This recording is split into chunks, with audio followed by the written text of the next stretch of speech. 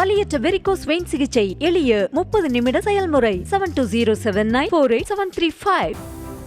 அரியலூர் மாவட்டம் ஜெயங்கொண்டம் அருகே மகிமைப்புரத்தில் உள்ள சிப்காட் தொழிற்பேட்டை வளாகத்தில் 1000 கோடி ரூபாய் முதலீட்டில் அமையவுள்ள புதிய காரணி தயாரிக்கும் தொழிற்சாலைக்கு முதலமைச்சர் மு.க. ஸ்டாலின் அடிக்கல் நாட்டினார்.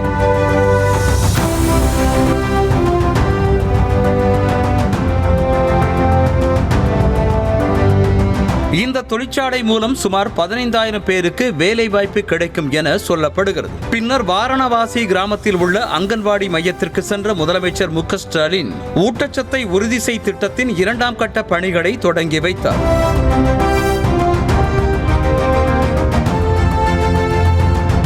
பச்சிளம் குழந்தைகள் ஊட்டச்சத்தால் பாதிக்கப்படுவதை தடுக்க பிறந்தது முதல் 6 மாதம் வரை உள்ள குழந்தைகளின் பாலூட்டும் தாய்மார்கள் பயன்பெறும் வகையில் ஊட்டச்சத்து பெட்டகத்தை அவர்களுக்கு வழங்கி திட்டத்தை தொடங்கி வைத்தார். இத்திட்டத்தின் மூலம் தமிழ்நாட்டில் உள்ள 76,705 தாய்மார்கள் பயன்பெறுவார்கள்.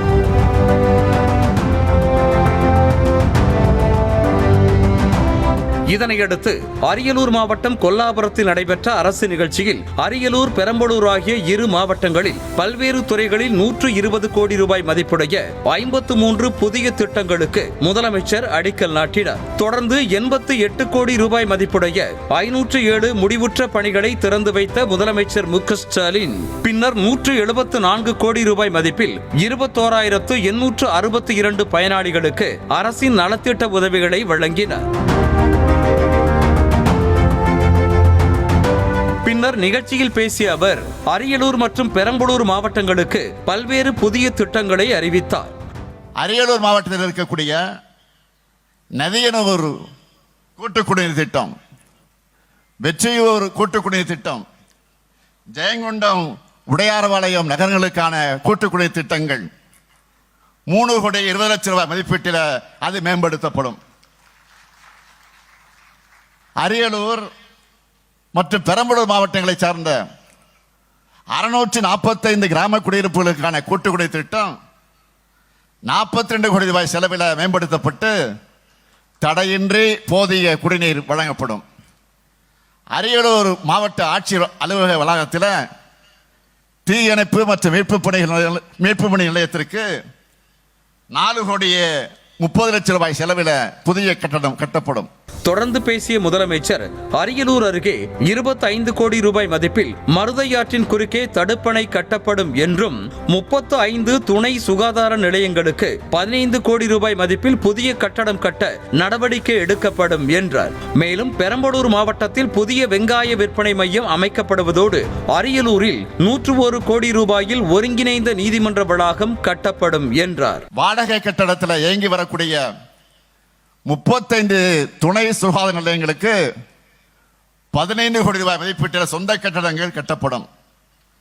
கால்நடை பராமரிப்பு துறைக்கு ஒருங்கிணைந்த அலுவலக வளாகம் 3 கோடியே 74 லட்சம் ரூபாய் மதிப்பீட்டில் கட்டப்படும்.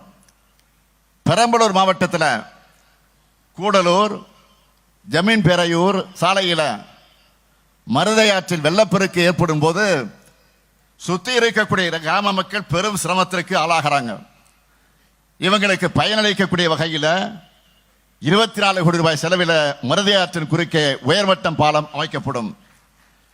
வெங்காய உற்பத்தியில் முன்னிலை இருக்கக்கூடிய பெரம்பலூர் மாவட்ட விவசாயிகள் பயன்பெறக்கூடிய வகையில் புதிய வெங்காய விற்பனை மையம் அமைக்கப்படும். அரசு பள்ளி மாணவர்களுக்கு அரியலூரில் 101.5 கோடி ரூபாய் செலவில் ஒரு ஒருங்கிணைந்த நீதிமன்ற வளாகம் அமைக்கப்படும் என்பதை மகிழ்ச்சியோடு நான் தெரிவித்துக் கொள்ள விரும்புகிறேன். முன்னதாக ஜெயங்கொண்டம் நகரில் நடைபெற்ற விழாவில் கலைஞர் கருணாநிதியின் முழு உருவ சிலையை முதலமைச்சர் மு.க. ஸ்டாலின் திறந்து வைத்தார்.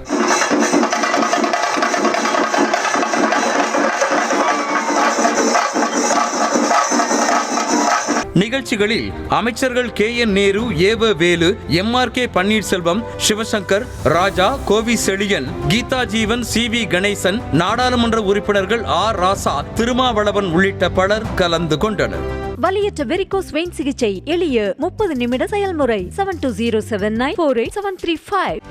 செய்திகளை உடனுக்குடனும் துல்லியமாகவும் தெரிந்து கொள்ள சப்ஸ்கிரைப் பண்ணுங்க.